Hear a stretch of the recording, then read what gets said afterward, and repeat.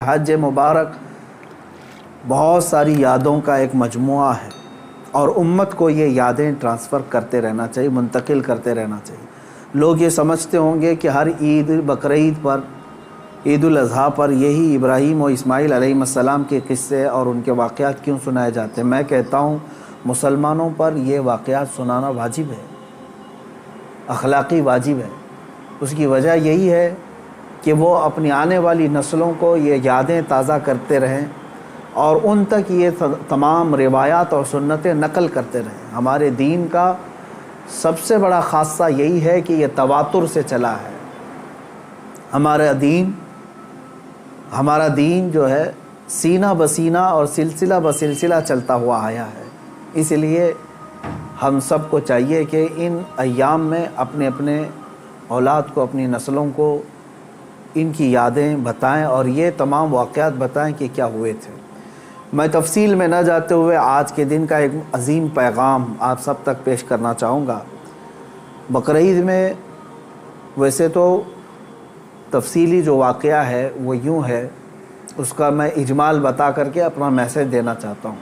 سیدنا ابراہیم خلیل اللہ علیہ الصلوۃ والتسلیم اللہ تعالیٰ کے ایک نبی ہیں، برگزیدہ پیغمبر، ایسے جلیل القدر نبی کہ انبیاء کرام علیہ السلام 1,24,000 کم و بیش نبیوں میں حضور اکرم صلی اللہ تعالیٰ علیہ وسلم کے بعد جو سب سے بڑا مرتبہ ہے وہ حضرت ابراہیم علیہ السلام کا ہے۔ حضور صلی اللہ علیہ وسلم کے بعد جو سب سے بڑا مقام ہے وہ حضرت ابراہیم علیہ السلام کا۔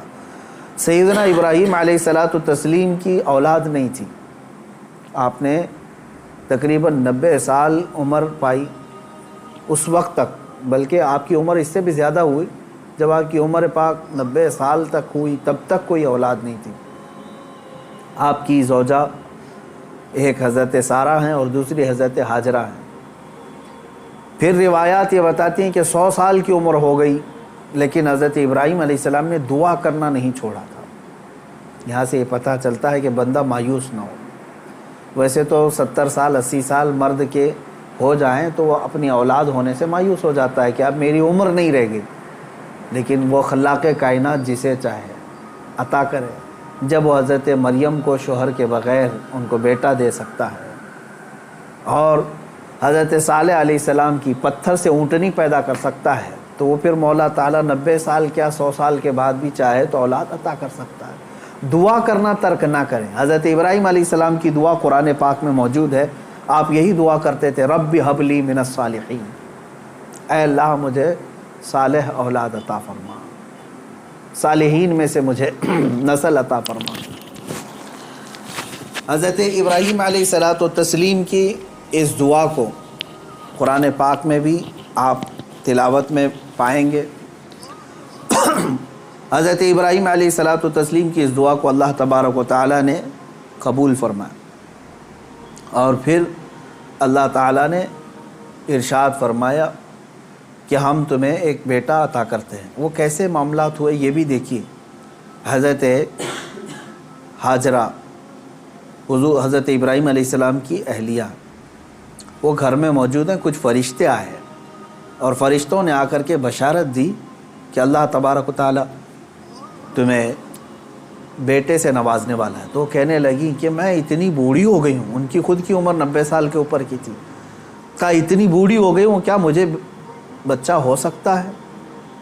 فرشتوں نے کہا ہاں، اللہ تبارک و تعالیٰ جو غالب حکمت والا ہے وہ چاہے تو ہو سکتا ہے۔ تو پھر اللہ تبارک و تعالیٰ نے یہ بشارت دی اور بڑھاپے میں حضرت ابراہیم علیہ السلام کو بیٹے کی بشارت سے نوازا اور اس کے بعد حضرت اسماعیل علیہ السلام کی ولادت ہوئی۔ چند دنوں کے بعد، چند سالوں کے بعد حضرت سارہ سے حضرت ابراہیم علیہ السلام کو دوسرے بیٹے بھی ہوئے، حضرت اسحاق علیہ السلام، یعنی اسی عمر میں۔ اور یہ وہ لوگ ہیں، یہ 2 بیٹے ایسی عمر میں ہوئے۔ اب یہاں بتاتا ہوں میں آپ کو صبر کا اور استقامت کا پھل کتنا عظیم ہوتا ہے۔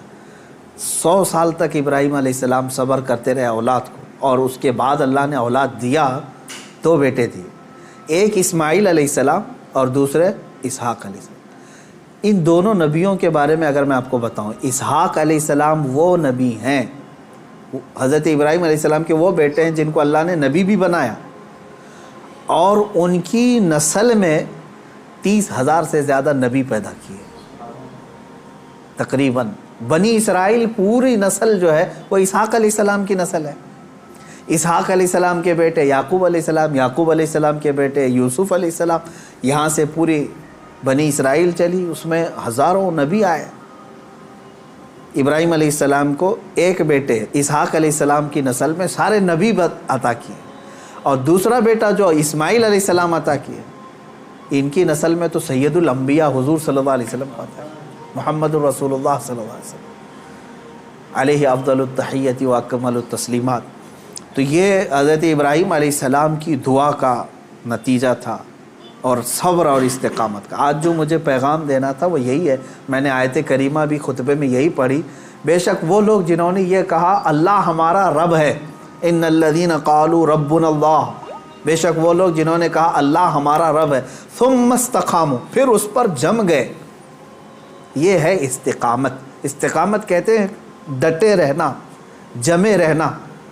اب اس کے متعلق جو قرآن کہتا ہے تتنزل علیہم الملائکہ، ان پر اللہ تعالیٰ فرشتے اتارتا ہے۔ کیا کہتے ہوئے آتے ہیں فرشتے؟ اللہ تخافوا ولا تحزنوا، گھبراؤ مت، ڈرو مت، ہم تمہیں وہ بشارت دینے آئے ہیں جس جنت کا اللہ نے تم سے وعدہ کیا ہے۔ تھوڑے دن اور باقی رہو، تھوڑے دن اور جمے رہو، اور ڈٹے رہو۔ یہ استقامت کرتا ہے بندہ، استقامت پر فائز ہوتا ہے تو فرشتے اس کی مدد کے لیے اترتے ہیں۔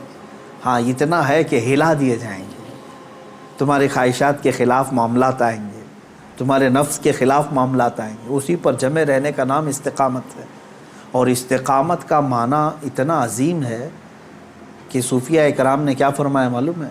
الاستقامت فوق الکرامت، عربی میں فرمایا استقامت جو ہے یہ کرامت سے بھی بڑھ کر کے ہے۔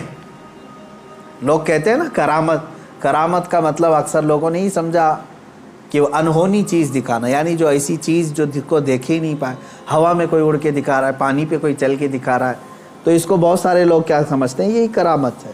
محیر العقول چیزیں، یعنی جو عقل کو عاجز کر دیں۔ اور فرمایا گیا ان کرامتوں سے سب سے بڑھ کر کے استقامت ہے، یعنی شریعت پر جمے رہنا، ڈٹے رہنا۔ میں اس پر آتا ہوں، حضرت ابراہیم علیہ السلام کے اس واقعے کو میں مختصر کرتا ہوں۔ بیٹا ہوا، 100 سال تک صبر کرنے کے بعد پھر اللہ تبارک و تعالیٰ نے امتحانات ایسے لیے کہ ابراہیم علیہ السلام کو ترک وطن کرنا پڑا ہے، یعنی آپ کا ایک شہر جو ہے بابل تھا، عراق۔ واقعہ تفصیل سے آپ کو پھر کبھی، وہاں آپ کو ہجرت کرنا پڑا، وہاں سے وطن چھوڑ دیا آپ نے، آپ کو جان کی بازی بھی لگانی پڑی، آگ میں آپ کو ڈالا گیا ہے، جان کے ساتھ بھی آپ کا امتحان ہوا، اس میں بھی آپ استقامت پر تھے۔ جب آپ کو نمرود آگ میں پھینک رہا تھا، جبرائیل علیہ السلام آئے اس وقت اور پوچھنے لگے الک حاجت یا خلیل اللہ، اے اللہ کے خلیل کوئی حاجت ہو تو بتائیں۔ تو حضرت ابراہیم علیہ السلام آگ میں پھینکے جا رہے ہیں، اس وقت بھی کیا کہتے ہیں؟ ہاں ہے حاجت لیکن اللہ سے ہے، میرا مولا میرے ساتھ ہے۔ یہ استقامت اور توکل کا اعلیٰ درجہ۔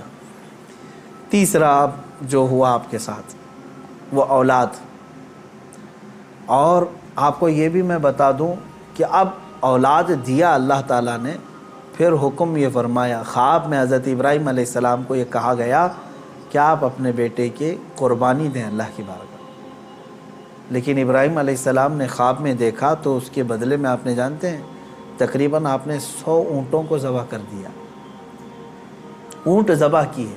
شاید اس خواب کی تعبیر یہ ہو۔ دوسرے دن پھر خواب وہی آیا، پھر آپ نے ذبح کیے۔ تیسرے دن پھر خواب آیا، تب آپ نے یقین کے ساتھ یہ فرمایا کہ مجھے میرے بیٹے اسماعیل کی ہی قربانی کا حکم دیا جا رہا ہے۔ پھر حضرت ابراہیم علیہ السلام، یعنی اونٹوں کے ذبح کرنے میں مال بھی تو کتنا قربان ہوا۔ تو اب میں جو بتانا چاہ رہا ہوں اب وہ آخری بات سنیں۔ اسماعیل علیہ السلام کو بلایا اپنے قریب، جب ابھی حضرت اسماعیل علیہ السلام کی عمر پاک شباب کو نہیں پہنچی تھی، جوانی کے قریب آ رہی تھی۔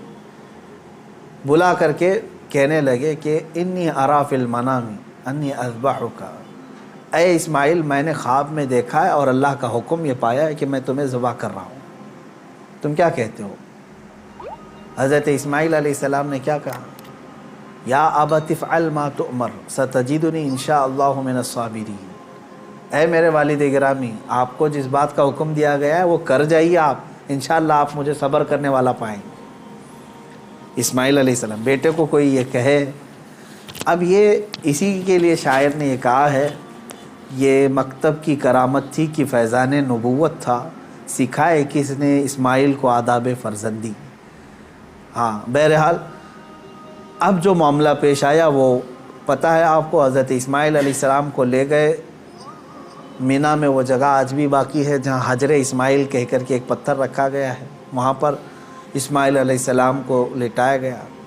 ابراہیم علیہ السلام نے اپنی آنکھوں پر پٹی باندھ دی، ان کے ہاتھ پیر کو باندھ دیا، اور اس کے بعد تیز چاقو سے ان کے گردن پر چھری چلائی، لیکن چھری نہ چلی۔ روایات یہ بتاتی ہیں کہ آپ نے اس چھری کو پتھر پر مارا، پتھر دو ٹکڑے ہو گیا، کٹ گیا، لیکن نرم و نازک گلا نہیں کٹا، 2 مرتبہ نہیں کٹا۔ تیسری مرتبہ آپ نے زور سے چلایا تو کٹ گیا مگر گلا نہیں۔ اللہ تبارک و تعالیٰ کے حکم سے جبرائیل علیہ السلام ایک دمبا جنت سے لے آئے اور اسماعیل علیہ السلام کو وہاں سے ہٹا کر کے دمبا رکھا، دمبا ذبح ہو گیا۔ اسماعیل علیہ السلام کھڑے رہے۔ ابراہیم علیہ السلام جب ذبح کر چکے تو اپنی آنکھوں سے پٹی ہٹا کر کے آپ اللہ کا شکر ادا کر رہے تھے کہ اے مولا تیرا جو حکم تھا وہ میں نے مکمل کر دیا۔ تو جب آپ نے پٹی ہٹا کر کے دیکھی تو بکرا ذبح ہے اور اسماعیل علیہ السلام سلامت ہے، تو رب تبارک و تعالیٰ نے یوں ارشاد فرمایا، قد صدقت الرؤیا یا ابراہیم، اے ابراہیم تو نے ہمارے بتائے ہوئے خواب کو سچ کر دکھایا۔ وَنَادَيْنَاهُ بِذِبْحٍ عَظِيمٍ، ہم نے اسماعیل کو ذبح عظیم کے نام سے پکارا۔ اللہ تعالیٰ نے فرمایا، اللہ تبارک و تعالیٰ یہ امتحان لے رہا تھا۔ یہ انبیاء اکرام علیہم الصلاۃ و تسلیم کے ساتھ ہے، ایسا نہیں ہے کہ سارے لوگ یہ کر پائیں گے۔ وہ اس درجے کے ایمان والے تھے، ان کو اسی انداز سے امتحان لیا گیا۔ اب جو بات 2 چیزیں عرض کرنی ہے، پہلی بات تو یہ ہے کہ بعض مفسرین نے اور عاشقان رسول نے اس میں پیارا نقطہ یہ بیان فرمایا، گلا نہ کٹنا، ذبح نہ ہونا کیا وجہ تھی؟ تو فرمایا گیا اس لیے کہ اسماعیل علیہ السلام کی پیشانی میں نور محمدی تھا۔ حضور اکرم صلی اللہ تعالیٰ علیہ وسلم کا نور پاک تھا، انہی کی نسل میں حضور تشریف لائے، ابھی دنیا میں نور محمدی کو آنا تھا۔ اب بعض مفسرین اس بات پر ہی نہیں رکتے بلکہ ان تمام چیزوں کو اوپر تک لے جاتے ہیں۔ ابراہیم علیہ السلام کو آگ نے نہیں جلایا، وہاں پہ بھی نور محمدی ان کے پیشانی میں تھا۔ نوح علیہ السلام کی کشتی غرق نہیں ہوئی اس لیے کہ نوح علیہ السلام کی پیشانی میں بھی نور محمدی تھا۔ بہرحال دوسری بات میں جو بتانا چاہ رہا ہوں وہ 4 چیزیں تھیں۔ ابراہیم علیہ السلام کا وطن سے ہجرت کرنا، ان کا آگ میں ڈالا جانا، اور ان کا جانوروں کو ذبح کرنا، پھر چوتھے نمبر پر اولاد۔ کوئی بھی انسان اپنی زندگی میں 4 چیزوں سے بے انتہا محبت کرتا ہے، 4 چیزیں اس کی بہت محبوب ہوتی ہیں۔ پہلی چیز اس کا وطن، جہاں پر پیدا ہوا، جہاں رہ رہا ہے، اس سے وہ محبت کرتا ہے۔ دوسری چیز وہ اپنے مال سے محبت کرتا ہے۔ تیسری چیز وہ اپنی اولاد سے محبت کرتا ہے۔ چوتھی چیز وہ اپنی جان سے محبت کرتا ہے۔ اور امتحان انہی چیزوں سے ہوتا ہے جس سے محبت کیا جاتا ہے، ایسی دوسری چیزوں سے نہیں امتحان لیا جاتا۔ آپ کو جو چیز ناپسند ہے میں کہوں وہ دے دو، وہ فوراً اٹھا کے دے دیں گے، جیسے گھر میں رکھا ہوا کچرا اٹھا کر کے فقیروں کو دے دیتے ہیں۔ ہاں امتحان تو اس وقت ہوگا جو اپنے مزے کی اور پسندیدہ چیز آپ بنا رہے تھے اور پھر آپ کو کہا گیا اس میں سے دے دو، تب مشکل ہو جاتا ہے۔ ہاں جو دے دیا اور پھر وہ امتحان میں کامیاب ہوا، اپنی پسندیدہ چیز۔ ابراہیم علیہ السلام سے جو امتحانات لیے گئے وہ 4 محبوب چیزوں سے امتحان لیے گئے، اور اب 4 امتحانات میں ثابت قدم رہے۔ آپ نے وطن بھی ترک کیا، جان بھی جوخم میں ڈالی، اولاد بھی اور اپنا مال بھی۔ پھر اللہ تبارک و تعالیٰ نے اس عظیم مقام پر آپ کو فائز فرمایا جو حضرت ابراہیم علیہ السلام کو آج بھی کیا لقب ہے معلوم؟ ابو الانبیاء کہا جاتا ہے۔ ابو الانبیاء یعنی نبیوں کے باپ ہیں۔ اب عزیزان گرامی، ان واقعات میں میرے سنانے کا مقصد یہ تھا کہ ہمارے بچوں تک یہ واقعہ پہنچ جائے تفصیل سے، پھر آپ اپنے گھروں میں اپنی اولاد کو سنائیں ضرور۔ لیکن اس پورے واقعے سے ایک جو جذبہ ملتا ہے وہ ہے استقامت کا۔ یہی میرا میسیج ہے آج کا، یہی میں پیغام دینا چاہتا ہوں۔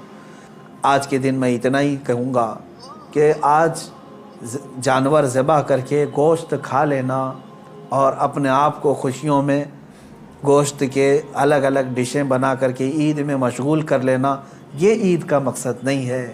عید کا اصل مقصد ہے اللہ کو راضی کرنا۔ وہ اگر راضی ہو گیا تو ہر دن تمہارا عید کا ہے، اور اگر وہ تمہارے اعمال سے ناراض ہے، چاہے 1000 بقرعید آئیں، 1000 عید الفطر آئیں، تمہارے لیے کون سی عید ہے؟ رب تعالیٰ اگر تم سے ناراض ہے، کون سی عید ہے؟ عید در حقیقت مولا کو منانا ہے، اس کو راضی کرنا ہے۔ قربانیاں گوشت کھانے کے لیے نہیں۔ ایک مسئلہ بھی جاتے جاتے بتا دوں، اگر کسی نے گوشت کھانے یا صرف گوشت کی نیت کر کے قربانی کی کہ آپ گوشت ملنے والا ہے، فلاں فلاں ڈش بننے والی ہے گھر میں، تو کہا گیا کہ اس کی قربانی ہی نہیں ہے، قربانی ہوگی ہی نہیں۔ جس نے گوشت یا گوشت ملے گا اس کو میں بیچوں گا، اتنا کماؤں گا، جس نے بھی یہ نیت کی اس کی قربانی ہوگی ہی نہیں، ہوگی ہی نہیں۔ فرمایا گیا تقرب الی اللہ کی نیت ہونی چاہیے، میں قربانی کر رہا ہوں صرف اللہ کی رضا کے لیے، نیت یہ ہو، اور پھر گوشت کھانے میں مل گیا تو یہ اللہ کا انعام ہے۔ گوشت تو کھانا ہی ہے، ملتا ہی ہے آپ کو، لیکن نیت پہلے گوشت کھانے کی نہیں ہے، اللہ کو راضی کرنے کی ہے۔ رب تبارک و تعالیٰ راضی ہو جائے۔ میرے عزیزو، آج کے دن اللہ تبارک و تعالیٰ کی بارگاہ میں خصوصی التجا کریں، دعا کریں، مولا کریم عید الاضحیٰ کی برکت سے یہ لاکھوں جو قربانیاں ہیں ان کو قبول فرمائے، اور ان قربانیوں کی برکت سے مولا تعالیٰ ہم سب پر مسجدیں، عیدگاہیں اور ہماری عبادت گاہیں کشادہ فرمائے۔ حرم پاک اور حرم رسول کو مولا تعالیٰ ہم گنہگاروں کے لیے پھر سے کشادہ فرمائے۔ بیت المقدس کو مولا تعالیٰ ظالموں کے چنگل سے آزاد فرمائے، اور تمام عالم اسلام کے مسلمانوں پر رحم و کرم فرمائے۔ خصوصیت کے ساتھ رب ذوالجلال تیرے بارگاہ میں دعا ہے مولا گستاخان رسول کو ہلاک و برباد فرما دے، جو تیرے نبی صلی اللہ علیہ وسلم اسلام اور قرآن اور تیری ذات پر انگلی اٹھائے مولا ان کو تو عبرت کا نشان بنا دے، ہلاک و برباد فرما دے۔ اے کریم خدا ارحم الراحمین، جو گستاخی کرے چاہے وہ دنیا کی کسی بھی خطے میں ہو، مولا غیب سے تو اپنا سخت پکڑ اور سخت پرسش کا حکم ان کے لیے نازل فرما۔ الہ العالمین تو ان پر عذاب علیم نازل فرما، عذاب عظیم نازل فرما۔ اے کریم خدا ارحم الراحمین، ہم تمامی عالم اسلام کے لیے دعا گوئیں، امت مصطفیٰ کے لیے دعا گوئیں مولا۔ اے کریم خدا اس عید قرباں میں سب کو امن و امان عطا فرما، ہر طرح کی بلاؤں اور آفتوں سے ہماری حفاظت فرما۔